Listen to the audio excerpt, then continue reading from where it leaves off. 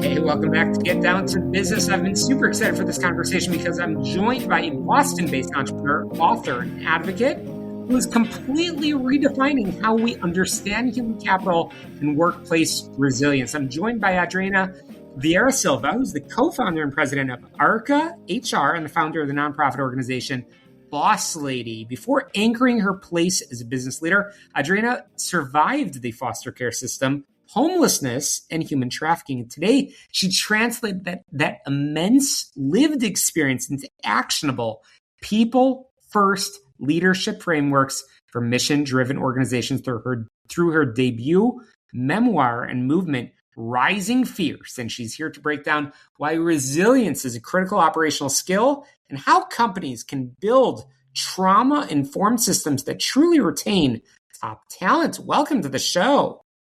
Thank you. Thank you so much for having me today.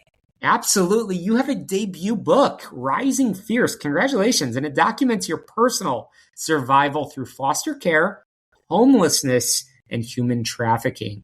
When you made that transition in the corporate arena to co-found Arca HR, what was the most glaring gap you noticed in how traditional corporate executives talk about human struggles versus the reality of on-the-ground survival?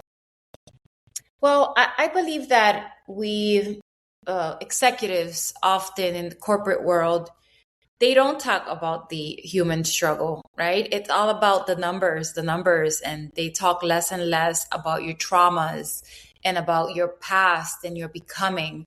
And I think that that's where my book has become such a pillar within corporate America, because everyone goes through something.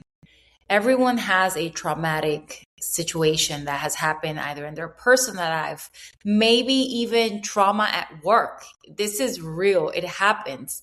And we need to start talking about it. We need to start just tearing down those barriers and the stigma around what happens when people go through stuff, because at the end of the day, that's what makes us stronger. That's what makes us wiser.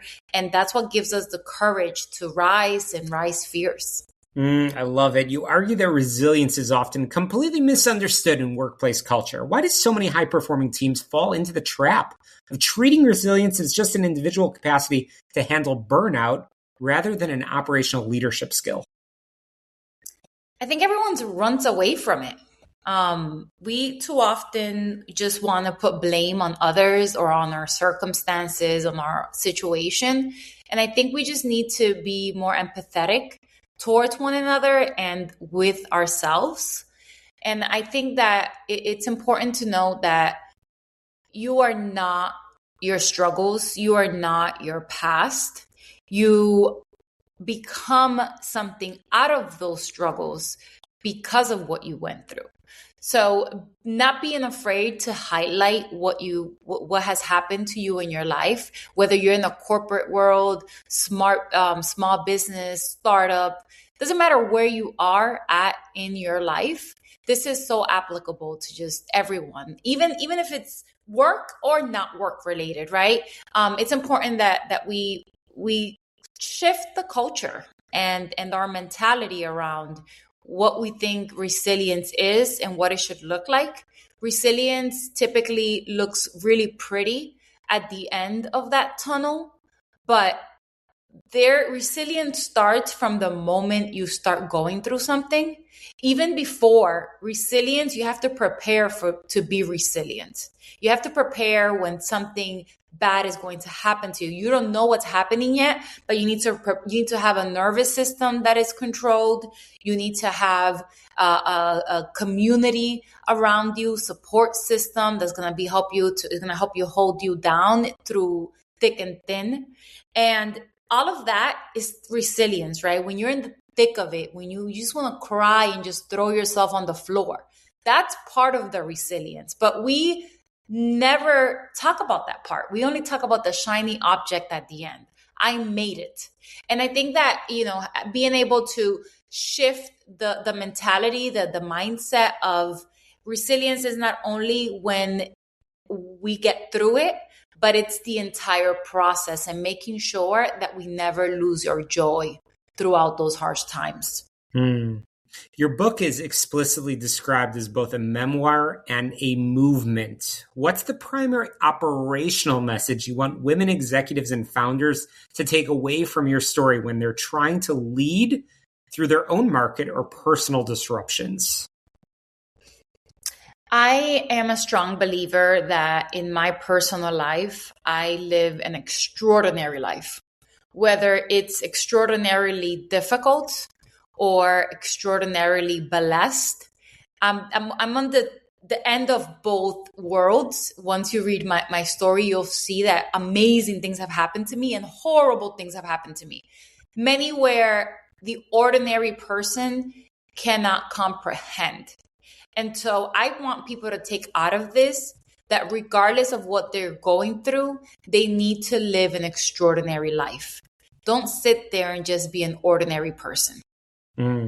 Powerful. And I know revisiting deeply rooted personal trauma while building an active HR agency is an incredible, difficult emotional balance. Just as we come to a break in about 30 seconds, how did you protect your own mental and physical well-being while writing this book? And what lessons do you have for our listeners? I meditate at least 3 times a day. I have my therapist. I have my friend groups. I do my healthy eating. I cry a lot and I allow myself to cry and I'm happy to cry. And I'm able to just stay grounded. That's very important. And I'm a very spiritual person, so God has led me through all of this and being able Powerful. to stay grounded and find my true self and what my purpose is. That's how I stay motivated. Through your nonprofit organization, Boss Lady, you focus heavily on mentorship and leadership development for women. What are some of the hidden institutional barriers that still hold women back from finding their authentic voice and stepping into high-level roles today? I think we live, in the world of AI and Google, there's a lot of information out there, but yet there's a lack of the right information. It took me 3 associates to get my bachelor's. And that was because I kept on getting the wrong information over and over again. So I think that we definitely need to make sure that we are informed at Boss Lady. That's one of the things that we do is just making sure that we have a case manager analyze each individual woman that comes through our program, because the ultimate goal is for each woman to end up becoming the CEOs of their future, of their lives.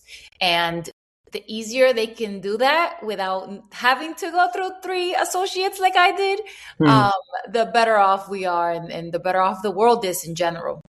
Andreina, I know you mentioned that your core philosophy that a leader's past does not define their future value. How can forward-thinking companies update their recruitment and onboarding systems to better value the incredible non-traditional leadership skills that come from raw lived experience? So an example, human trafficking as a young child taught me how to read a room. Being homeless taught me the scarcity is real. All of these horrible things that I've lived through in my life is what allowed me to have an incredible emotional intelligence and IQ, because I move differently because of my lived experiences. And I think leadership and recruitment processes should include lived experiences, because ultimately you're hiring the person. And yes, you're hiring their education and their work experience, but it's you're hiring the human being, and it's deeper than that. Mm-hmm. Powerful stuff. So finally, if a business leader or entrepreneur is listening today and their team is currently fractured, exhausted, or facing a massive organizational crisis, what's the first conscious step they should take tomorrow morning to lead their people fiercely through that change? Well, I would suggest they contact ARCA HR. the company that I founded 4 years ago, co-founded. So we can help analyze, right? Assess what are the gaps, the organizational gaps, and be able to strengthen people, processes, and culture. So definitely, yes, reach out to Arca HR. We're at arcahr.com. And it's all about the people, process, and culture. That's what it all comes down to.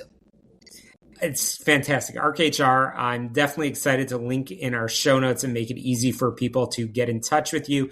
Any final words you want to share about Boss Lady or, of course, your fantastic new memoir and movement, Rising Fierce?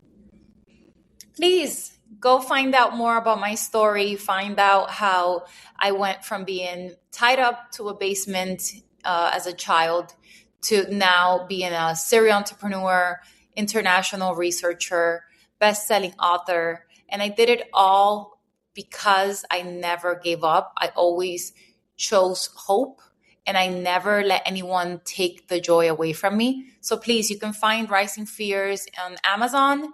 Please follow me on LinkedIn, Instagram, TikTok, Andreina, Viera, Silva. And you can also find more information about Arca through going to arcahr.com and Boss Lady at bosslady.org. An incredibly inspirational story. Thank you for sharing it with us. Thank you for making yourself vulnerable and inspiring so many of our listeners. We'll link in the show notes. And what a fantastic lineup we've had throughout the show today. And that's a wrap for us. Some great conversations. As always, they're all available on my website, syklein.com, or on your favorite podcast app. To success. Let's get down to business. See you next week.